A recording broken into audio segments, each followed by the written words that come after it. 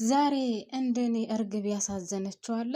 እውነት ለመናገር አንጀቴን ነው የበላችው። ወይዘሮ ሜላት እቅፍ አድርጋ አይዞሽ እኔ ስወጣ ይዤሽ እወጣለሁ ብቻሽን ትቼሽ አልሄድም ስትላት እውነት ለመናገር አንጀቴን ነው የበላችው። እርግጠኛ ነኝ ሁላችሁም ማዝናችኋለሁ ብዬ አስባለሁ። እኔም በየኔ የመጣው ያው የሰው ልጅ ያጠፋል፣ ስህተት ይሰራል። ሰው ስንባል መቼም ፍጹም አይደለንም። ነገር ግን ያረገችውንና በወይዘሮ ሜላት ቤተሰብ ላይ ስለፈጸመችው ነገር ለብቻዋ ቁጭ ብላ ካሰላሰለችና ካሰበችው በኋላ ይህ ቤተሰብ ቅጣቱ ይበቃዋል፣ እስከዛሬ ድረስ ያደረግኩባቸው ወይም በእነሱ ላይ የፈጸምኩት ነገር እዚህ ላይ ማብቃት አለበት ብላ መወሰኗ እውነት ለመናገር በጣም ነው ያስደሰተችኝ።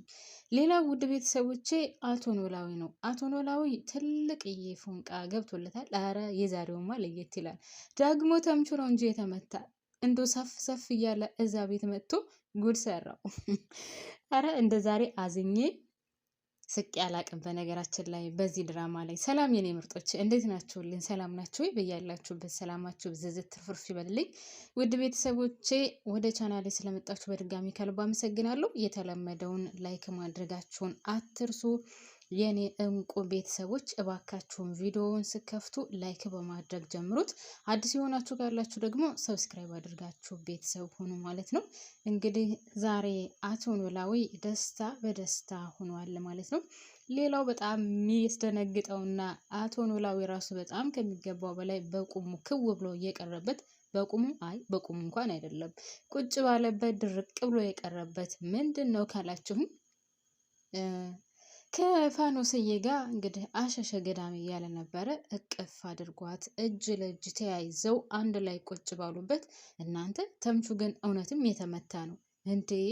ደግሞ እኮ እስከዛሬ ድረስ በር ያንኳኳሉ ምናምን እዛ ቤት ሲገቡ፣ ዛሬ እኮ በር ማንኳኳት የለ ምን የለ ቀጥ ብሎ ዘው ብሎ ነው በሩን ክፍት አድርጎት የገባው።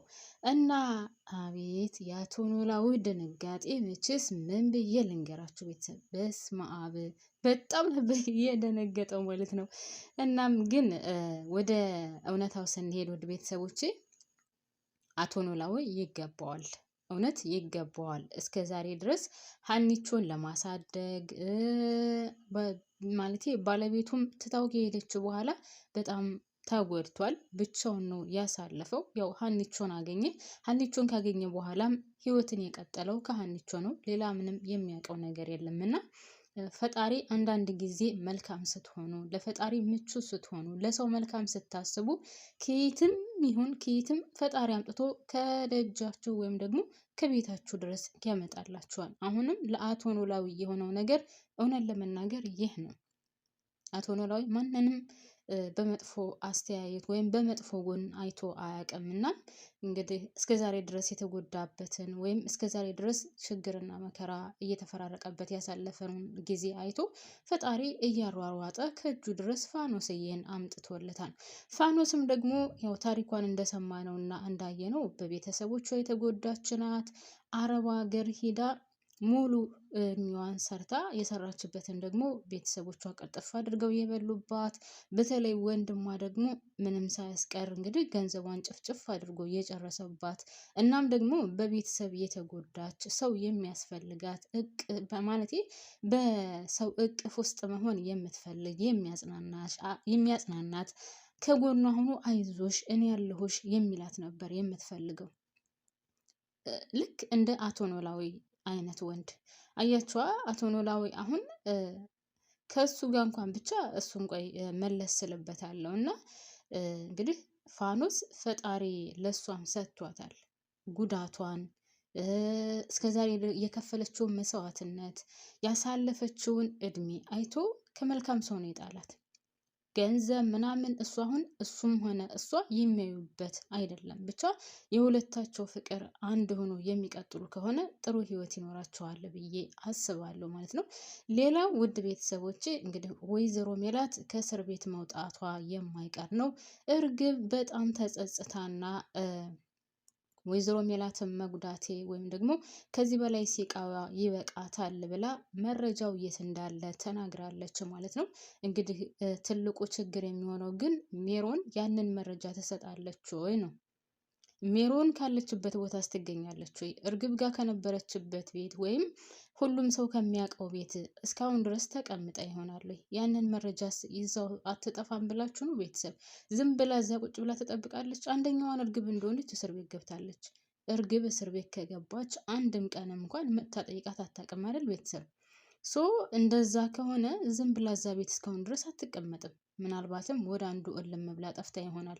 ምክንያቱም ይህንን መረጃ ሜሮን ሰጠች ማለት በጣም ትልቅ ችግር ይፈጠራል። ለምን እንዴት ይህንን ቪዲዮ ልትቀርጪው ቻልሽ? ማን ነው የገደላት? ለምን ተገደለች? እንዴት አወቅሽ? እዛ ቦታ ላይ ለምን ሄድሽ? ለምንስ ይህንን ቪዲዮ ቀርጸሽ አስቀመጥሽ? የሚለው ጥያቄ የማይቀር ነው። ስለዚህ እሷ እስከ ህይወት ዘመኗ ድረስ ትታሰራለች። ከዛ በኋላስ ሌላው ግን ነፃ ይወጣል። ይህንን ነገር ደግሞ መቼም ማንኛውም ሰው ህይወቱን የሚወድና መኖር የሚፈልግ ሰው ይህንን ነገር ያደርጋል ብዬ በጭራሽ አላስብም።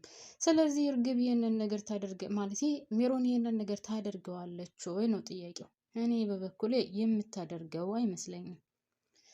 ሌላው በጣም የሚያሳዝነውና የሚያሳዝነው ተምቹ ነው ማለት አሴር ነው። አሴር አሁንም ድረስ በሀና ፍቅር እየተሰቃየ ነው ያለው። በሀና ፍቅር ውስጡ ተረብሿል። አሁንም ድረስ እሷን ለማየት ወይም ደግሞ እሷን ከርቀት እንኳን ለማየት የማያደርገው ነገር የለም ማለት ነው። ውድ ቤተሰቦቼ ተምቹ ወይዘሮ አልኩኝ ፋኖስ እያልኩኝ ፋኖስና አቶ ኖላዊ ቁጭ ብለው አሸሸ ገዳሜ በሚሉበት ነበር እንግዲህ ድንገት በሩን ክፍት አድርጎ ገብቶ እንደው ድርቅ አድርጓቸው የቀረው። አረ ደግሞ ዝም እኮ አይልም እናንተ። አቤት ተምቹ ግን ባለጌ ነው ጌታ። አንተ ፋያው ታጫውታለህ ምናምን እያለ ብቻ የሌለ ነበረ ሽም ያስያዘው። በጣም ነበር የደነገጠው አቶ ኖላዊ በነገራችን ላይ።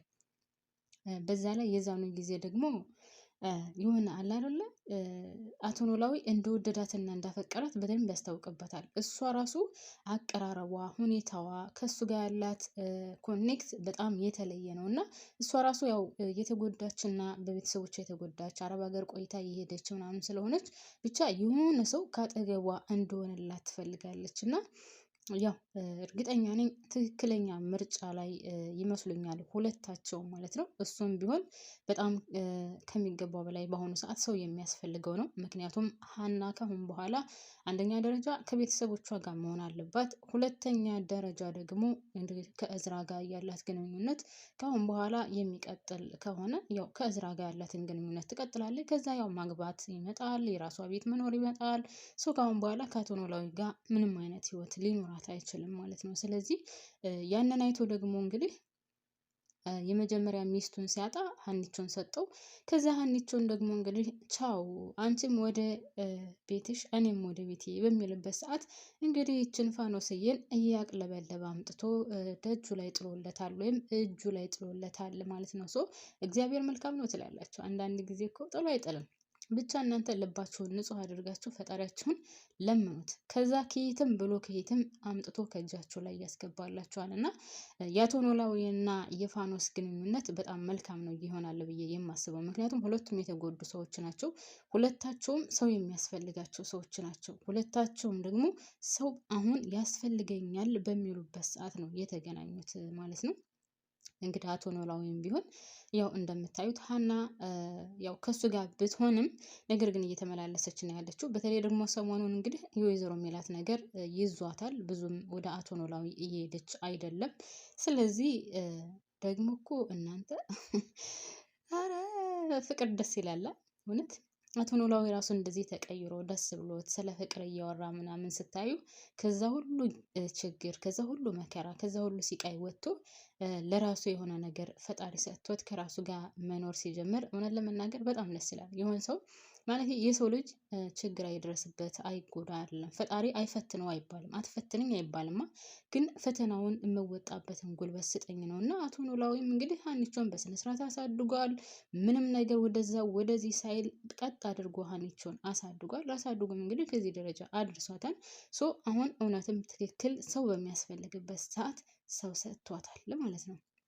እና ፋኖስዬም እንደዛው ፋኖስም እንግዲህ ሰው የለኝም፣ አጠገቤ ማን አለኝ፣ ቤተሰቦች እንደዚህ ናቸው ምናምን እያለች እንግዲህ ብቸኝነት በተሰማ ሰዓት ነው እሱ ከች እያለላት እና ለማንኛውም አቶ ኖላዊና ፋኖስዬ መልካም ትዳር ብለናል።